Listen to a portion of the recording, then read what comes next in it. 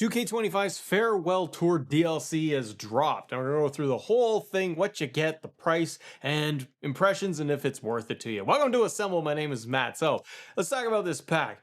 Every single year with 2K, they have been giving us these different DLC packs, different editions of the game that come out very much towards the tail end of the year.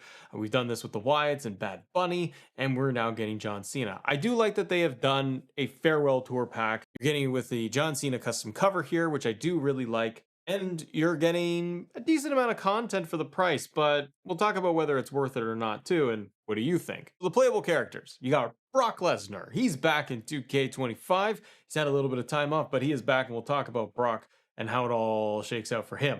Ron Cena is in there too, Mr. R-Truth. You have John Cena, Doctor of Thugonomics. You have John Cena for WrestleMania 41 as well. In the Farewell Tour pack, you're also getting 5 different Farewell t-shirts in the creation suite for you to be able to access and use on John Cena or whoever you feel like. And you get 15,000 VC included, depending where you live. If you're in the US, this is $14.99. If you're in Canada, like Matt here, it's $20 to be able to get the Farewell Tour Edition DLC as it stands on its own. Yes, you can buy it separately then from the rest of the editions of the game. If you want the full-blown edition, the Farewell Tour Edition, maybe you are somebody who's like, I wait till the very end of the year, the game cycle, then I pick it up and I get everything and maybe at a discount. With this Farewell Tour Edition, you're paying a hefty price. The entire game is going to be $199 Canadian beaver dollars. If you get it in the US, it's about $149.99. And that's everything. What you see in the Bloodline Edition, the Deadman Edition, the Standard Edition, all of it is in there, plus the Farewell Tour content, all wrapped into one. $199 Canadian. It's a lot. My 2 cents with the pricing and the packaging for this, it's an interesting one. Because I went into the PlayStation Store. I didn't check Xbox, but I checked PlayStation for you.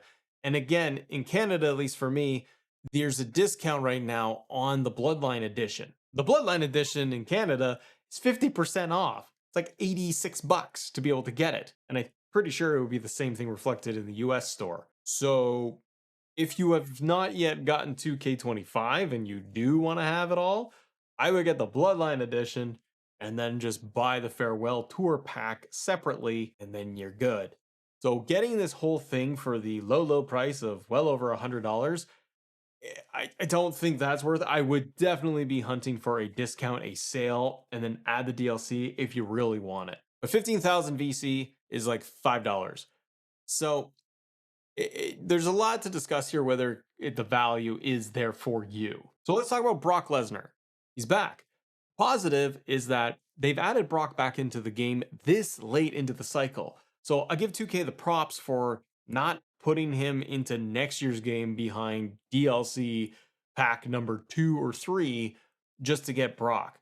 They put him in here, and yes, it is part of this DLC. It does make you think he's going to be in next year's game and in the base game, because that's typically how the DLC rolls, is that whatever's DLC this year is base game next year. Brock, you got Cowboy Brock.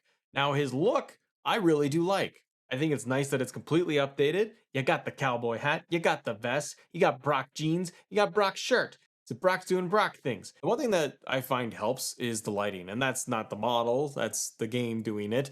But I do like all the reflections and lighting, the sweat, all of that stuff. It does make Brock's character model look very good, much more polished. When I look back at 2K23, I think it was, just comparing them, again, outdated graphics, older game, yes. Brock looks much more washed out. Probably at the time I would have said Brock's model looks amazing, but it's definitely looking a lot better here. A little bit more aged, weathered in the skin. He's got more wrinkles. He's more tired. It's like Matt right now, but he's got the nice big beard and he's got the Brock hair, longer hair. So I think that they totally nailed the model. The entrance is exactly the same as before. I haven't noticed a difference, but it seems to be the one from the previous games, and that's fine. I wish they would have tweaked something. I understand that Brock has been back for one match at WrestlePalooza. We still got nothing else from Brock Lesnar at this point. I get that you're not really going to change up his entrance. It's a Brock entrance. He still does the big thing with the big entrance with the pyro. So it's all very much the same. So what is there really to change, right? I would have liked it if maybe they had tweaked some of the camera angles, but you also have free roam camera now, so you can kind of do it yourself. Here's the other downside and negative I will say about this, and what puzzles me.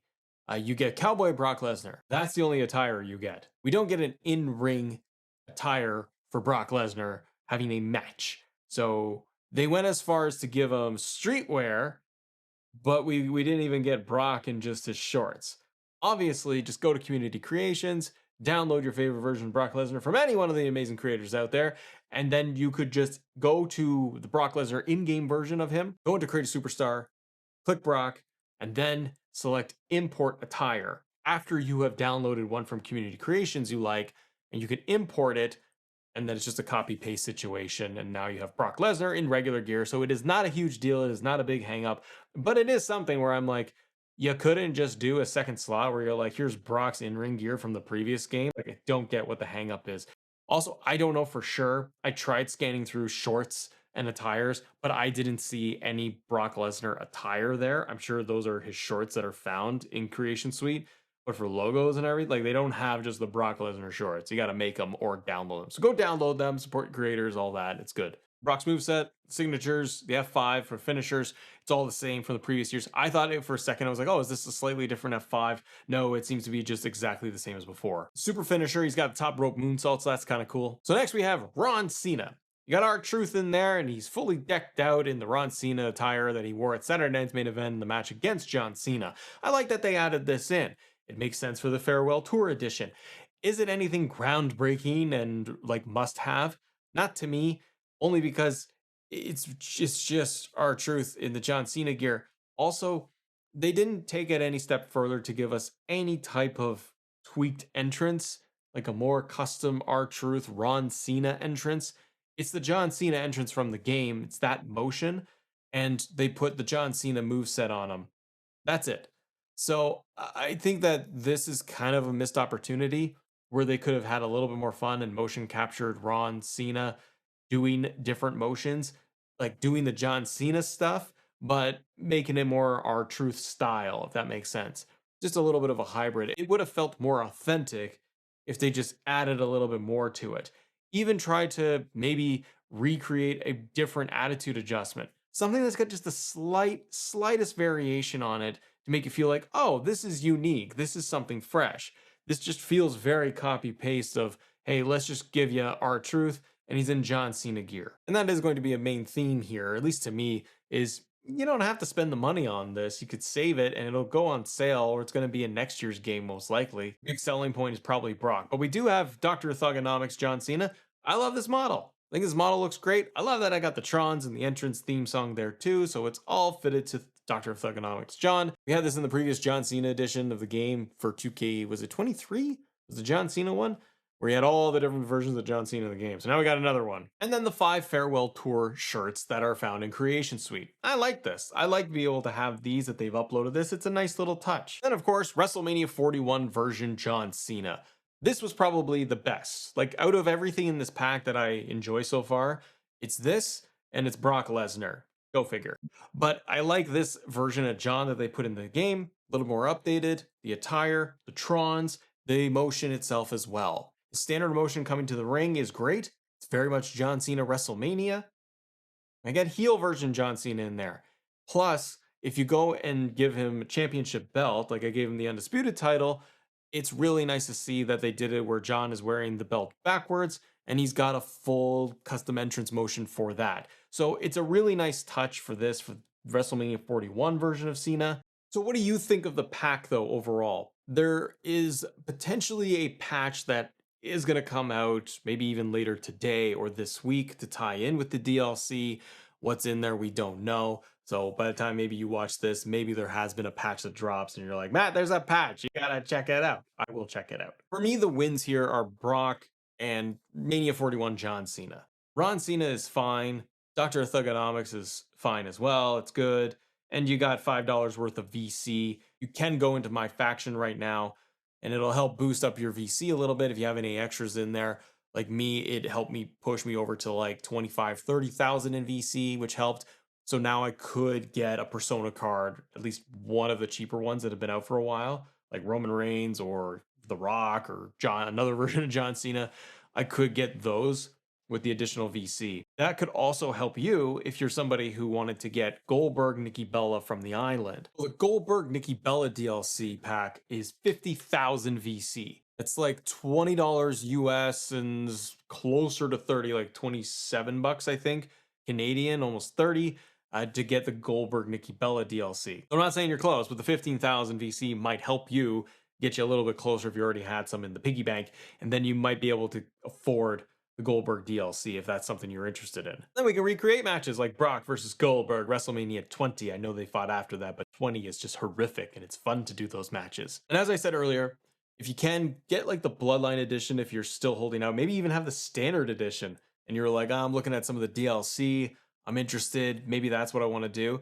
I would probably look at different sales that are going on and see if you can get like the Bloodline version, like I said, and then add the Farewell Tour Edition DLC.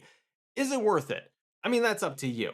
I'm always an advocate for save your money and wait. And just don't go and blow it all if you're just kind of mediocre and meh on. If it doesn't interest you, don't do it. Save your cash. But if it is something where you're like, I'm a completionist, I want to have everything in the game, I'm a huge John Cena fan, I want to take advantage of having WrestleMania 41 version of John, I really want Brock Lesnar in the game. If you're very excited about those two things, then that might sway you to go and spend the money, spend 15, 20 bucks to be able to get this. I think that if they didn't add the VC in there, obviously that's the equivalent of about $5.